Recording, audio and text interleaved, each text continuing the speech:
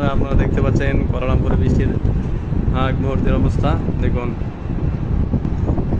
মনে হচ্ছে বিল্ডিংগুলো আকাশের ভিতরে চলে গেছে।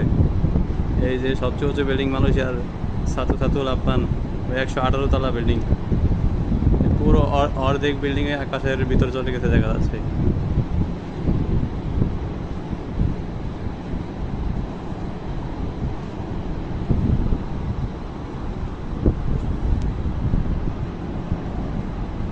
কি অবস্থা,